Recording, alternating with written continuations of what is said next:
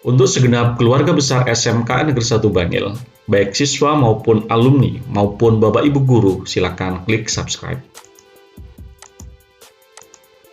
Selamat menyaksikan. Kayak gitu Pak Ibu. Nah kalau nanti pas ketemu dengan panjenengan terus mau ditanya begitu ya. Saya belum sosialisasi kalau sekarang itu ada namanya P5. P5 itu apa misalnya gitu ya. Nah ini kayaknya kasihan nanti kecewa. Nah untuk itu maka saya sampaikan di sini Bapak Ibu. Jadi intinya seperti itu. Mari ini struktur kurikulum kita yang baru yang kita akan terapkan bahwa ada satu muatan namanya proyek muatan profil Pancasila di semuanya. Mungkin panjenengan tidak tahu atau memang tidak terlalu mencari tahu bahwa yang paling penting muatannya saya sampaikan di sini. Kalau mau mendengarkan beliau ngomong mungkin kelamaan ya karena waktu kita sudah mepet. Pertama ada namanya visi pendidikan Indonesia. Visi pendidikan Indonesia itu adalah membentuk manusia pelajar Pancasila. Nah itu aja sudah. Terus ini keinginannya kalau kami dikatakan Pak Anam itu adalah tingkat dewa. Ini keinginannya Mahadewa. Jadi kita punya menteri merumuskan itu visi pendidikan Indonesia. Permasalahannya ini selalu saya ulang di pertemuan yang kemarin pun saya ulang ya kan sekarang mohon maaf karena itu yang mungkin kuncinya kalau seandainya ada perubahan menteri terus ingin menyempurnakan sesuatu namun kepedulian kita yang ada di bawah itu nggak sama sekali. Kayaknya kita nggak berhak menyatakan ganti menteri, ganti kurikulum. Kita nggak pernah melaksanakan, nggak berhak. Kecuali kalau kita itu sudah memang paham betul, mengkaji betul, kira-kira pemikirannya pusat itu apa sih? Terus ke bawah, baru ngomong, wah baik ganti menteri, ganti kurikulum, isinya podo baik. Nggak apa-apa. Tapi kalau panjenengan sendiri misalnya tahu nggak visi pendidikan Indonesia itu apa? Nggak tahu. Ya wes, nggak perlu menyatakan ganti menteri ganti kurikulum saja nih podo di bawah. Jadi podo itu karena memang kita nggak mau belajar. Nah seperti itu Bapak Ibu ya. Kalau masalah seperti ini mungkin perlu kita diskusikan. Kita kan juga sama-sama sarjana semua Bapak Ibu ya. Kita harus diskusikan. Ini apa sih kira-kira implementasinya gimana? Apa kita perlu nyontoh semua apa yang dicontohkan? Kalau enggak ya kita improvisasi. Kita butuh banyak diskusi Pak untuk hari ini yang namanya pelajar Pancasila. Kenapa kok kita banyak diskusi Bapak Ibu? Karena cara mengimplementasikan yang tadi kami tampilkan itu juknisnya macam-macam. Oke. Intinya Bapak Ibu berarti panjenengan misalnya guru agama itu juga ketitipan yang namanya 16 jam. Sekarang muncul jamnya. Kalau dulu itu di K13 itu nggak muncul jamnya. Itu hanya muatan kokurikuler. Nah kayak gitu ya, muatan kokurikuler nggak muncul jamnya. Ditempelkan. Nah, sekarang muncul jamnya sehingga ini harus kita laksanakan sekian jam. Kayak gitu Bapak Ibu. Oke. Permasalahannya aslinya di proyek penguatan Pancasila ini sudah ada buku panduannya komplit, terus termasuk proyek-proyek dan subproyeknya itu komplit. Tapi ada tapinya kalau versi saya tidak semuanya sih itu sesuai misalnya kayak gitu. Eman, kenapa sih kok kita butuh profil pelajar Pancasila ini? Karena salah satunya seperti yang diinginkan, tapi kayaknya saya nggak nutup kalau menyetelkan videonya. Karena target saya untuk diri saya sendiri itu adalah kalau bisa ada doa kita selesai, kayak gitu ya. Nah, karena di dalam pembelajarannya sekarang ini itu yang dibutuhkan itu di filmnya Pak Mika itu adalah soft skill, selalu bilang soft skill itu dibutuhkan di industri. Nah, terus kemudian kita kalau dengan memahami soft skill. Baik, saya menerjemahkannya hard skill itu adalah ilmu pengetahuan yang kita ajarkan. Jadi kalau panjenengan ikut di horizon dan sedikit saja memperhatikan apa yang diminta oleh industri, yaitu yang dimaksudkan dengan pabrikan soft skill. Jadi ya macam-macam lah, mulai dari attitude, bahasa mereka attitude misalnya itu kita harus menerjemahkan tuh. Terus misalnya bahasa mereka komunikasi kita harus terjemahkan, bahasa mereka disiplin kita harus terjemahkan. Maka dari situ perlu banyak diskusi, itu muatannya yang mau saya sampaikan di sini. Nah, itu apa ya? Jadi diskusinya apa? Karena saya yakin kalau panjenengan itu secara hard skill luar biasa sudah. Sosok Pak Har misalnya itu secara skill untuk pelajaran fotografi sangat menguasai. Tapi bagaimana untuk menelurkan soft skill dengan istilah yang ada yaitu proyek Pancasila? Nah itu maka kita baru butuh diskusi apa proyek yang paling cocok. Nah, seperti itu Bapak Ibu ya. Bayangkan itu kalau cuma Pak Har aja. Kebetulan saya ambil contoh Pak Har dan ternyata di Pak Har karena masuk golongannya dasar kejuruan ini ya, maka Anda dituntut untuk proyek penguatan Pancasila Bapak Ibu dan dituntut beliau. Tapi yang dituntut itu adalah selain pengajar kejuruan dan panjenengan itu tidak terbiasa. Nah kan kayak gitu ya. Kalau orang produktif mungkin biasa lah namanya proyek, walaupun proyeknya itu masih sendiri-sendiri, semuanya masih proyek-proyek yang sifatnya keilmuannya, berarti karakternya masih hard skill lagi. Proyek yang diterjemahkan itu adalah proyek hard skill, makanya ini dititipkan proyek soft skill itu dititipkan ke selain kejuruan, karena mau di kejuruan itu ada tuntutan yaitu namanya TEFA. TEFA itu tuntutannya sendiri, proyek soft skill itu tuntutannya sendiri. Dan kelas 1 mau naik kelas 2 itu tuntutannya kita semua selaku guru itu harus sudah menemukan passion anak. Dan itu bukan hanya guru, tetapi manajemen sekolah sudah harus menentukan. Dan itu bukan hanya tanggung jawab kurikulum, tapi semuanya manajemen. Karena mencari passion anak itu selain harus digali dari karakter yang nanti mereka dua memegang peranan. Saya secara struktur kurikulum memegang peranan, humas mengenalkan ke industri itu juga memegang peranan, kalau ada sarana yang menunjang itu juga memegang peranan, yang semuanya itu harus mulai dipikirkan oleh teman-teman K3 yang mengkoordinir passion di jurusan masing-masing. Kalau enggak, maka bisa jadi itu cepat. Tapi kalau kita belum masuk di pikiran kita ya, maka kita nggak akan pernah mendiskusikan hal itu. Nah itu Bapak Ibu ya. Sehingga siapa yang nantinya berperan, nah semuanya Bapak Ibu. Oke, itu yang pertama.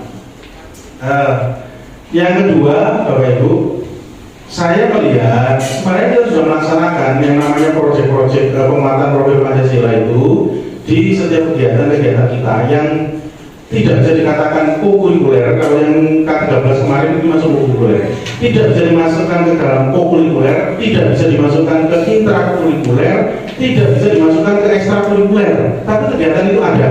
Misalnya lomba taman kemarin apakah masuk kokurikuler? Kalau kokurikuler mata pelajarannya siapa? Tidak ada yang berani ngacu. Memang bukan bagian dari saya, lain bagian dari saya, maka saya akan mengurusi itu. Nah kayak gitu kan. Nah karena tidak masuk, oh berarti masuk ekstrakurikuler juga enggak. Karena ekstrakurikuler itu adanya yang nanti bisa disetorkan di rapor. Enggak itu. Programnya siapa? 24. Yang melaksanakan siapa? Anak-anak. Padahal itu dampaknya luar biasa loh itu. Tapi itu tidak terkemas dengan baik. Nah seperti itu. Itu harapannya nanti kalau kita sudah punya kesadaran bersama di sini nih, ya tempatnya adalah yang di proyek penguatan profil Pancasila. Baik Bapak Ibu, itu poinnya ya. Maka Bapak Ibu, kemarin sudah banyak ada inisiasi dari beberapa jurusan itu ingin melaksanakan satu proyek untuk anak-anaknya. Sekarang kan kelas 10, nanti itu juga akan berlanjut di kelas 11 pastinya. Nah contoh, ini saya ambil contoh. Kemarin itu sudah ada yang ke saya, ke Pak Gigi, kita lihat jejaknya itu ke kajutnya, itu minta tanda tangan. Apa itu proposal kegiatan buka bersama dan pembagian takjil. Nah, kayak gitu, itu adalah salah satu proyek yang diambil. Referensinya apakah dari buku panduan P5BK yang ada, dari modul-modul yang ada, kayaknya enggak. Dan itu hebatnya SMK Bangil, saya katakan itu. Sudahlah, kalau ada buku panduan, pelajari dengan tuntas tadi. Tapi setelah itu boleh nggak dipakai, kita buat implementasi yang baru. Tapi pelajari dulu supaya bisa jelaskan. Jadi bukan ditinggalkan, nggak ngerti masalahnya terus mau langsung kita angkat, jangan kayak gitu. Kalau itu ya sangat Bangil, tapi bukan SMK Bangil ya kan. Nah, jadi pelajari dulu, terus kemudian baru nanti kita coba implementasi. Baik, saya sudah melihat di situ, anak-anak sudah bisa buat proposal tuh, Bapak Ibu ternyata. Untuk proyek itu, proyek buka bersama dan membagi takjil. Namun aslinya namanya takjil, pembagian takjil sama buka bersama itu kan yang penting. Kalau buka bersama sama pembagian takjil satu kan, yang penting adalah mendekati waktu maghrib, waktu berbuka, selesai sudah. Aktivitasnya ya sudah ngeneno, terus kalau yang buka bersama ya makan, selesai sudah Bapak Ibu. Itu intinya. Nah, kalau intinya itu berarti ya bukan untuk SMK Bangil Bapak Ibu. Kenapa? Karena sepertinya itu sebenarnya sudah implementasi P5BK, namun kita nggak memanfaatkan itu semaksimal mungkin untuk anak-anak. Maksudnya itu gini, Bapak Ibu di sini ini P5BK ya, itu tanggung jawab dari semua makhluk. Terus kita anggaplah, kita sepakat bahwa anak mau membuka bersama kelas dan bagian takjil itu adalah satu proyek untuk penguatan soft skill mereka. Terus kalau itu panjenengan yang sudah dititipi jam tidak memanfaatkan itu untuk mengambil pendampingan pembelajaran, fasilitator dan evaluator, maka emang sudah ada jamnya tapi tidak memanfaatkan itu. Oke, kalau ada pemanfaatan, contohnya misalnya guru bahasa Indonesia, ini orang nanti gak ya orang, nanti buka bersama Pak sama Najil, ya wis keren. Guru bahasa Indonesia, ayo saya tak dampingi, kamu coba latihan membuat proposal untuk kegiatan tersebut. Nah, saya tidak yakin kemarin itu apakah proposalnya sudah menempel ke guru bahasa apa belum, misalnya gitu ya. Kalau ada, mohon ada bukti bahwa kalau sudah aksesnya guru bahasa Indonesia, di situ sudah tanda tangan bahasa Indonesia. Nah, kalau misalnya, Bapak Ibu, oh ini ternyata kamu ada struktur organisasinya nggak di situ? Ada Pak, ini ketuanya ternyata. Oh ya bagus itu, ketuanya ini. Nah, tapi kalau ternyata masih belum diambil kesempatan ini, saya tidak tahu kalau struktur organisasi itu kira-kira yang bisa mengambil itu apa mapel olahraga atau mapel PPKN atau mapel sejarah, saya kurang paham ya kan. Namun aslinya proyek P5BK itu bukan hard skill tapi soft skill loh Ibu. Artinya apa kalau soft skill? Ya nggak mesti harus melambung kenceng kayak umur antara laki sama perempuannya derajatnya sama, harus kayak gitu ya. Tapi kalau seandainya inisiatif, ya sudah ini masuk PPKN. PPKN mendampingi, terus dari struktur kalian ketuanya sopo buat tambahkan. Nanti sore saya ikut tanda tangan selaku guru PPKN. Misalnya seperti itu. Maka tuntutan ini yang 18 selesai. Jadi intinya Bapak Ibu memang harus mengambil peran. Jadi kalau murid itu berbagi peran, misalnya siapa jadi ketua, siapa jadi perlengkapan, siapa untuk event ini, maka panjenengan itu juga harus mulai berbagi peran. Berbagi peran juga itu apa? Misalnya event itu biasa, yaitu buka bersama. Namun saya selaku guru agama, Rodojono ini saya dulu buka. Coba kamu adakan diskusi kajian tentang agama, misalnya kayak gitu. Nah, kamu boleh materi. Jadi bukan ceramah seperti yang kemarin. Kalau ceramah yang seperti kemarin itu adalah siswa sebagai tamu datang ke ruangan itu mendengarkan kalau tidak ngantuk, nah kayak gitu. Tapi gimana sekarang berpusat pada siswa Bapak Ibu? Nah kayak gitu. Sehingga siswa coba mepet buku, tapi undangannya agak awal. Coba buat acara diskusi, soal memimpin diskusi, soal sumber bahan, soal bertanya. Itu nanti mapel agama. Terus kamu buat laporan tentang itu. Laporannya gampang lah, sebenarnya orang foto jebret itu sudah laporan, nggak mesti harus ngirim, memikirkan laporan detail. Itu tata nih laporan minggu bahwasanya kamu sudah melaksanakan kegiatan kayak gini di kelas itu. Baik, bedanya soft skill sama hard skill di dalam kurikulum ini yang mau saya sampaikan Bapak Ibu ya. Soft skill itu adalah yang dinilai adalah proses Bapak Ibu.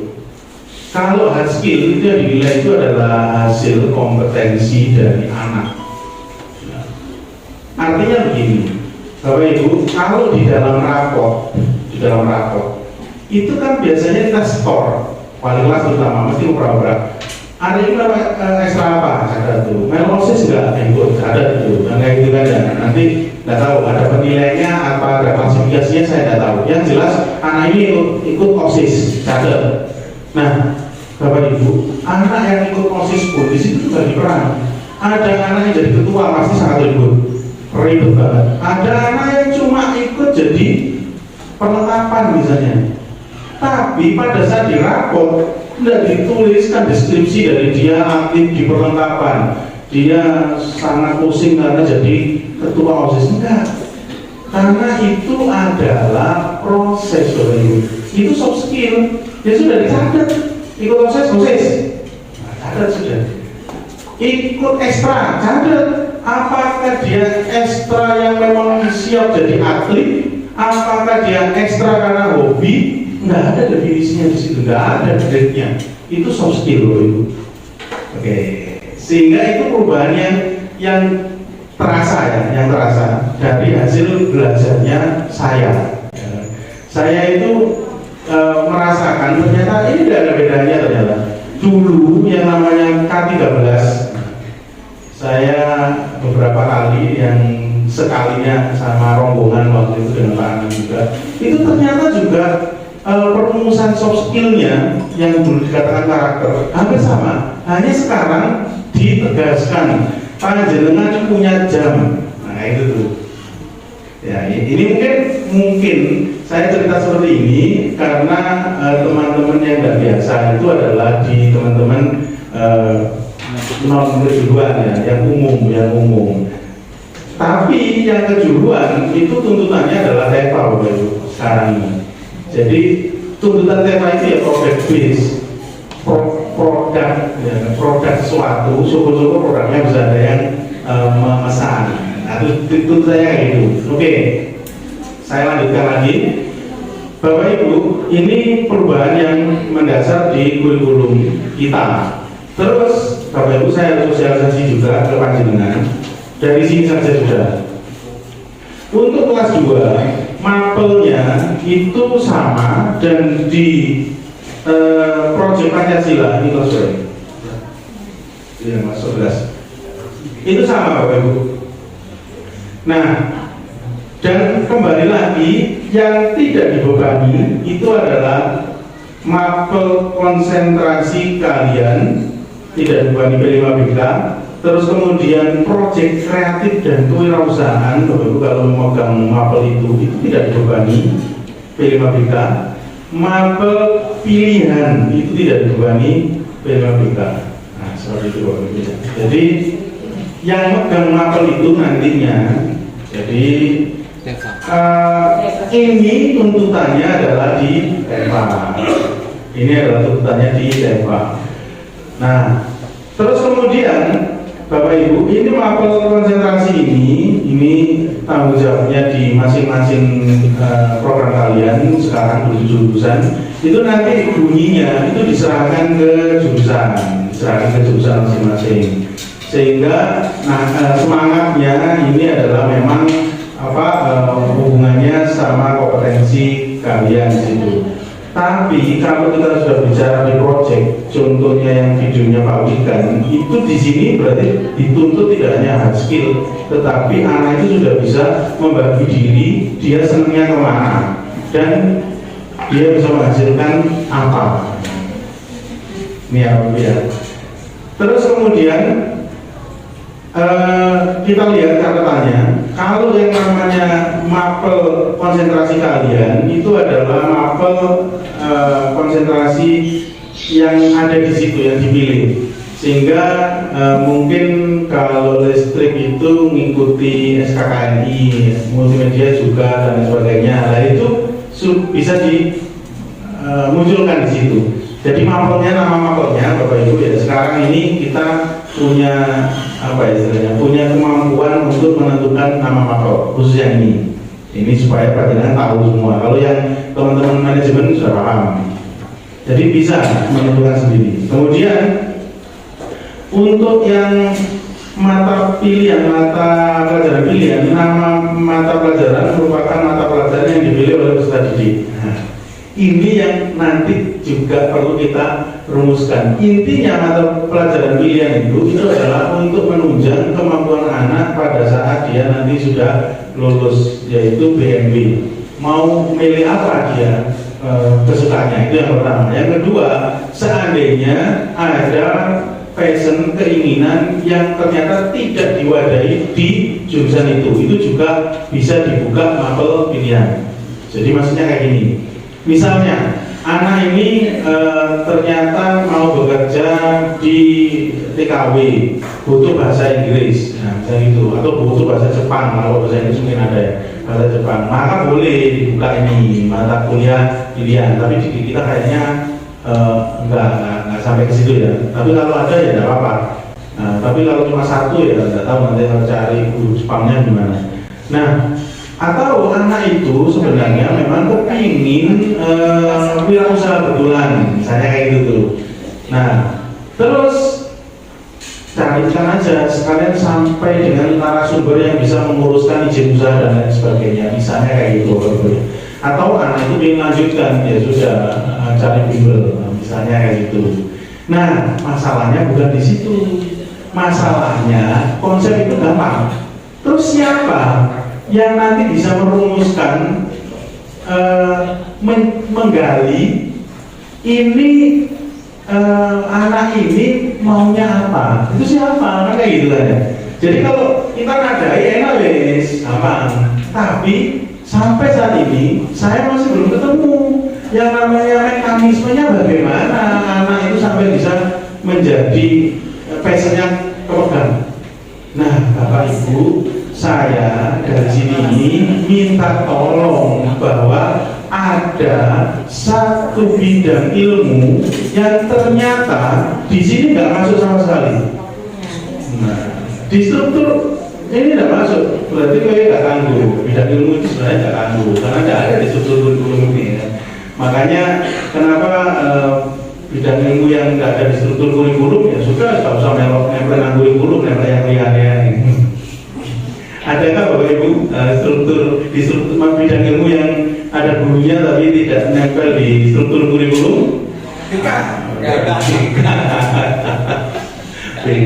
Bapak Ibu. Jadi saya pernah diskusi sedikit panjang dengan waktu itu saya ketemu sama tim kurikulumnya Pak Rumus.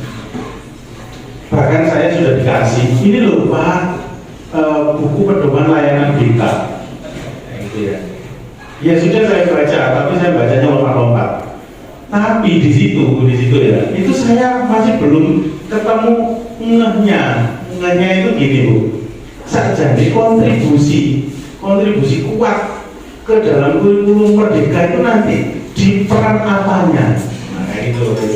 Makanya itu perlu diskusi, perlu dikelopkan, hanya dikelopkan. Kalau di layanan BK yang di buku modulnya itu yang saya baca, memang banyak sudah melayani anak dari yang anak sehat sampai anak yang sakit gitu ya. Itu di situ ada. Namun saya titip. Walaupun tidak ada di sini di struktur kurikulum Bapak Ibu, mohon informasi penemuan passionnya anak itu bisa dibantu K3 sama wali kelasnya. Nah, itu rumusannya bagaimana? Monggo, kita memang butuh banyak diskusi.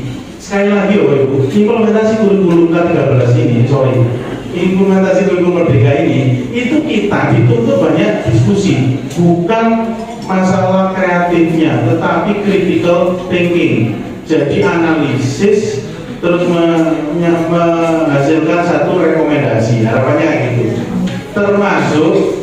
termasuk BK. Jadi misalnya saya kemarin PR untuk kelas 11, nah ini ya, apa dan sudah saya lompat habis separuh sudah kena. Kelas 11, sebelum masuk kelas 11, passion anak kelas 10 itu sudah kecatat apapun bentuknya, namanya kita latihan. Pak, formatnya bagaimana? Ya wis lah, diskusi aja. Kalau formatnya itu kita tentukan, kita nunggu dari pusat semuanya gitu ya, maka menurut saya itu nanti tidak akan terlalu sesuai dengan SMK kita. Ini kita produk kebanggaan kita. Monggo panjenengan di BK itu bisa merumuskan, diskusilah, dekatlah dengan K3, cari informasi sajanya kayak gini Paknya. Itu penting Bapak Ibu. Kalau sudah ketemu anak passionnya kayak gini, masih catatannya bagaimana, maka harapan saya selaku guru itu nanti nyambungnya ke Pak Wali. Kalau Pak Wali misalnya gitu ya, ini ada anak kayak gini bisa disalurkan dengan sesuai dengan industrinya, Nah kayak gitu, itu harapannya. Nah,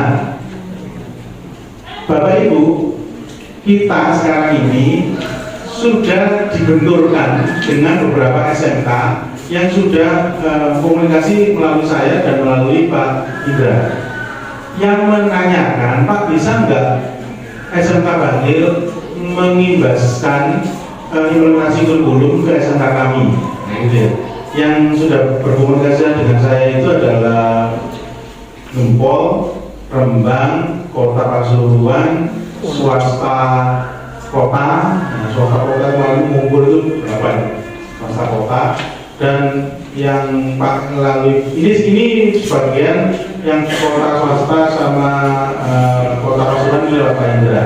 Yang Pak Indra bisik-bisik lagi, Pak Aris Jember itu ternyata juga mau ke sini. Pak jangan waktu puasa itu untuk Solo. Terus ada lagi, Pak kalau yang Pamekasan bisa enggak?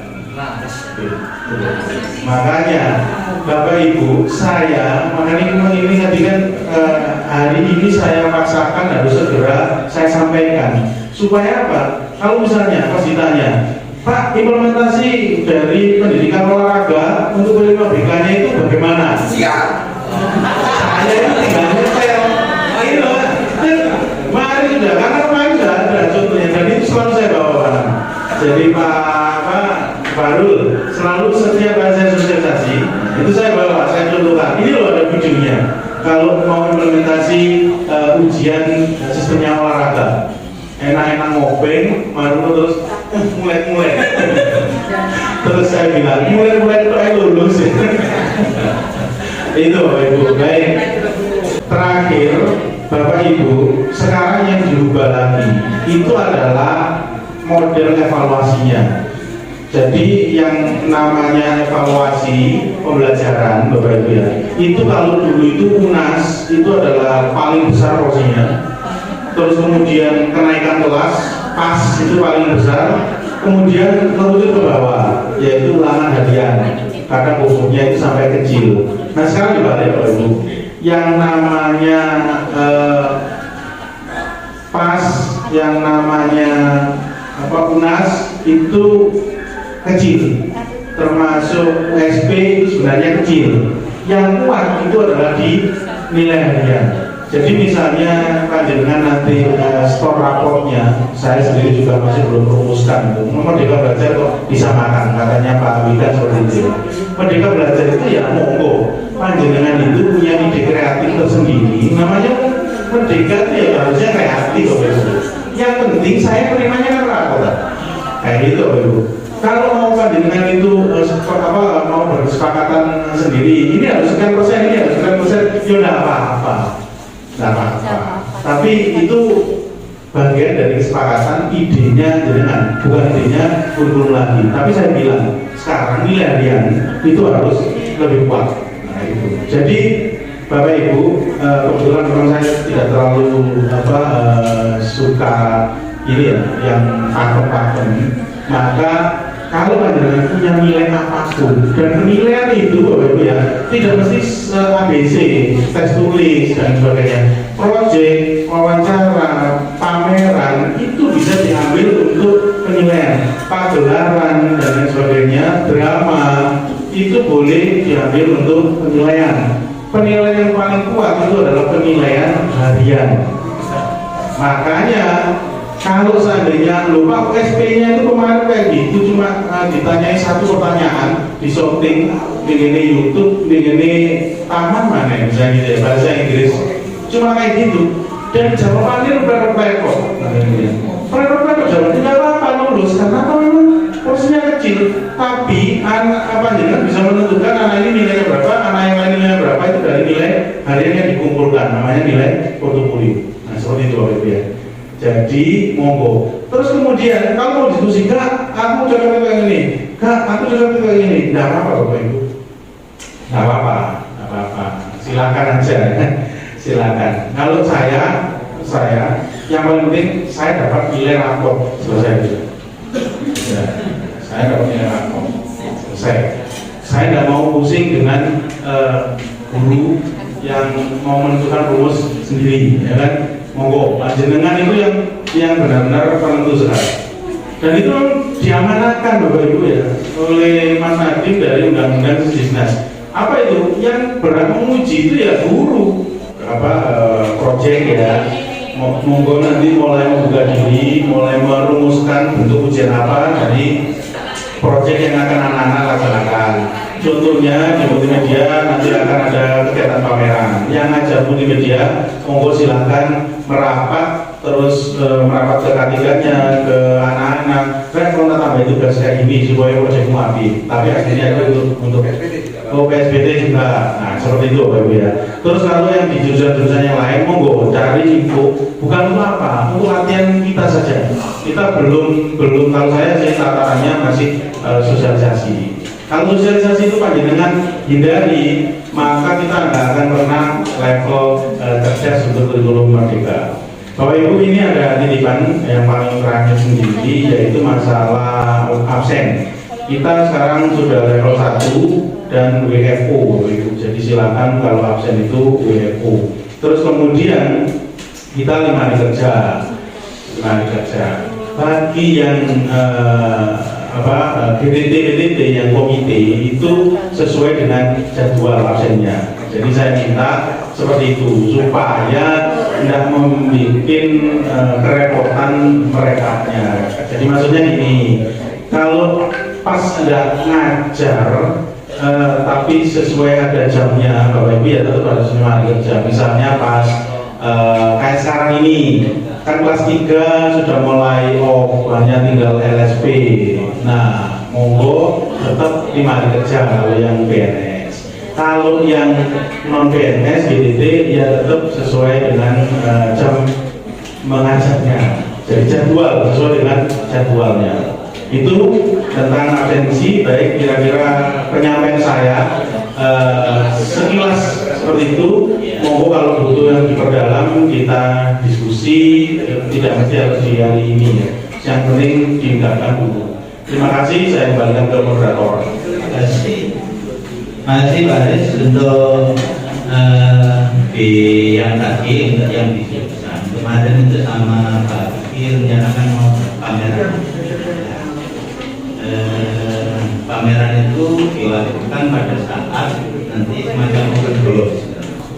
Pada saat anak SMP mau didatangkan sini atau apa, bahkan gurunya juga ada yang berdatang. Sesuai dengan informasi di BPDP. Nah, kemarin kami mencoba dibagi kalau bisa ya di jurusan masing-masing sama pengurus gitu ya. Sehingga nanti anak yang baru itu sekalian tahu yang sesungguhnya di jurusan masing-masing.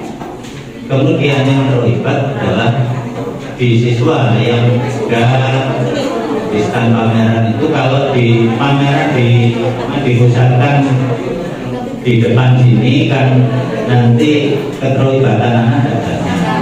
Tapi kalau di jurusan masing-masing nanti kan di bagian mata pelajaran atau apa itu kan di ruangan ini ya, sehingga keterlibatan anak lebih banyak dan bisa dijadwal dalam satu hari itu berapa kelas. Mungkin itu yang biasanya menambahi apa yang jangan tadi mau ada pameran tadi kalau memang itu dilaksanakan. Terima kasih Pak. Assalamualaikum warahmatullahi wabarakatuh. Ya, saya tambahi dua kolom ya. Terima kasih. Assalamualaikum warahmatullahi wabarakatuh. Seperti tadi saya menyambut dari Pak Muhammad. Untuk pameran ini kan pelaksananya Juni Pak, 2 sampai 18 Juni ketika proses begini. Karena ini nanti rencana saya masukkan ke dalam penilaian penilaian untuk anak, maka pelaksanaan prakteknya akan berapa Pak? Otomatis nanti kita masukkan kegiatan anak-anak ini walaupun pamerannya di bulan tersebut. Terima kasih. Baik Bapak, pelaksanaan kalau rapotan di sini kayaknya ya sebelum tanggal 17 ya, karena terakhir tanggal 18. Jadi nanti biasanya kita mekanismenya bagaimana saya masih belum tentukan. Itu akhir tahun pelajaran kita sepertinya itu adalah di sini. Nah biasanya kalau misalnya rapotan di sini kan pengembaliannya bisa kayak gitu Pak. Kalau nanti kita lihat. Tapi kalau saya di sini masih belum selesai karena apa ya? Mungkin ya di sini tapi pengembaliannya hanya 2 hari saja. Jadi seperti itu Pak. Supaya raportnya segera dikembalikan. Jadi terakhir itu memang 25. Kalau misalnya bisa tanggal 17 ini bisa rapotan misalnya, masih ada waktu pembalian sampai sini. Itu gambaran kasarnya. Namun gambaran yang paling dekat itu paling terdekat bumi ya. Jadi Bapak Ibu kalau sesuai dengan kalender aslinya, kalau kalender kita ya ini kalender dari provinsi ya. Kalender dari provinsi itu liburnya itu mulai tanggal 28, berarti terakhir tanggal 27. Tapi aslinya kalau di buku 1 kita itu malam mulai Senin ini sudah libur.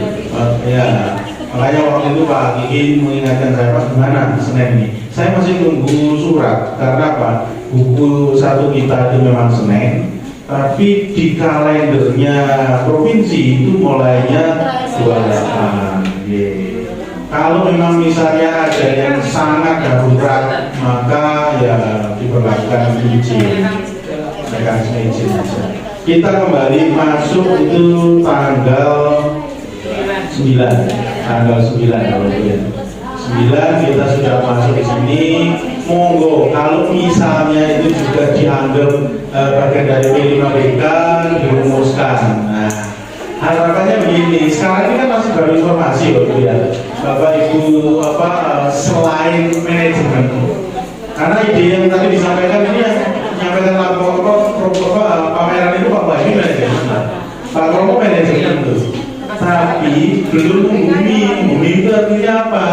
Bapak Ibu yang bukan manajemen itu terus seperti pengajar P5BK. Nah, pengajar P5BK kemarin itu juga karena terpaksa dia ini harus mewujudkan satu proyek. Nah sekarang tahun depan itu tidak seperti itu skenario-nya kayaknya. Nah, harus semuanya tersaksi. Duit ini nggak rek di kelas ini, kurioyoan itu gimana? Nah itu loh Ibu. Duit ini nggak pameran, jadi bukan yang punya ide pameran itu misalnya itu bukan dari manajemen, bukan dari guru, bukan dari kantin, tapi kita coba sebagai fasilitator, kon beri ide lah, enak ya bola gitu loh. Itu kira-kira gambaran umumnya. Dan kayaknya sudah 2 pertanyaan. Nanti kalau ada yang belum jelas, maka kita diskusi di luar jam 7. Terima kasih.